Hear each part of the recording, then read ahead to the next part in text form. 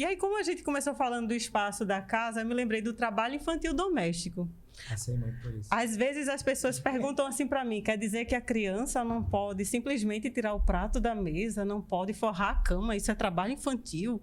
A primeira coisa que eu escuto, né? E eu disse, puxa vida, que desafio. Mas o trabalho infantil doméstico, ele tem peculiaridades. Eu pesquisei no meu TCC sobre o trabalho infantil doméstico na faceta das filhas de criação. Não sei se vocês lembram mais ou menos o que é, mas eu identifiquei três modalidades, digamos assim. Aquele trabalho infantil que acontece na casa, na família. Vou dar um exemplo, né? Tem o irmão de 9, a irmã de 6 e tem aquela de 13 e 14 anos. Pense que é uma família, né, chefiada por mulher, que precisa, né, acordar cedo, trabalhar. Então, vamos pensar assim, ela sai cedo para trabalhar. Quem é que fica para acordar os meninos, dar comida e não sei o quê? Claro que geralmente são os filhos mais velhos, né, que tomam conta dos filhos mais novos. E eu presenciei uma história assim. Essa menina estava no dentista, numa consulta, ela tinha mais ou menos 12 anos e ela levou os 2 irmãos pequenininhos.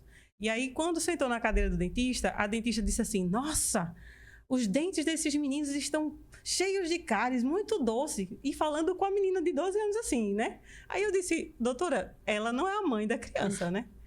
Das crianças, não é. Com todo respeito, doutora. Não é. Eu perguntei, você é irmã? Sou irmã. Você veio acompanhando? Foi.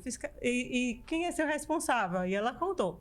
Minha mãe é empregada doméstica, né? Ela tem que sair cedo e eu fiquei responsável de acordar meus irmãos, né? Dar um banho, dar o café, trazer para o posto de saúde. Veja uma criança, um adolescente de 12 anos com todas essas responsabilidades.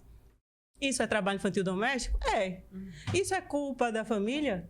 Não. Veja que é uma mulher, né, que é responsável de garantir cuidado, proteção e subsistência para a família, que quem deveria estar garantindo isso é o Estado. Cadê a creche para aqueles meninos pequenos estarem, né, durante o dia enquanto ela está trabalhando? Aquela menina, né, de 12 anos. O lazer. E, inclusive, eu perguntei a ela. Eu disse assim, você está estudando? Sabe o que ela me respondeu? Eu não tenho cabeça para isso. Eita, poxa. O que se passa na cabeça de uma criança, de um adolescente que está exposto ao trabalho infantil desde sempre? Veja, ela gasta toda a sua energia para o trabalho. Toda a sua energia. Aí você acha que ela vai chegar na escola? Vou dar um exemplo da aula, sei lá, de matemática, porque eu não gosto muito, né, dos cálculos, não. Mas veja, o professor está dizendo 12 vezes 2 elevado a 3, não sei quanto é. Ela passou o dia, acordou cedo, 6 da manhã, deu o almoço dos meninos, deu comida, já fez 1001 coisas, a energia dela se foi.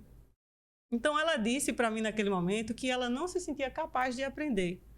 Ou seja, o indivíduo se responsabiliza. O ciclo de pobreza tende a continuar porque ela acha que está naquela condição por culpa dela. Ela não tem condições de aprender. Isso não é verdade. Todos nós, se tivermos acesso a todos os bens, todos nós somos passíveis de aprender e de desenvolver nossas capacidades e potencialidades. Então, eu dei aqui um exemplo de um tipo de trabalho infantil doméstico que acontece no lar.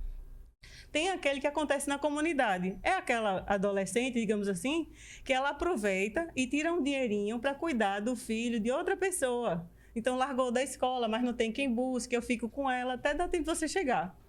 Aí, é sempre remunerado? Não importa se é remunerado ou não. É trabalho infantil doméstico também. Aí, o outro exemplo que eu dou é o das filhas de criação.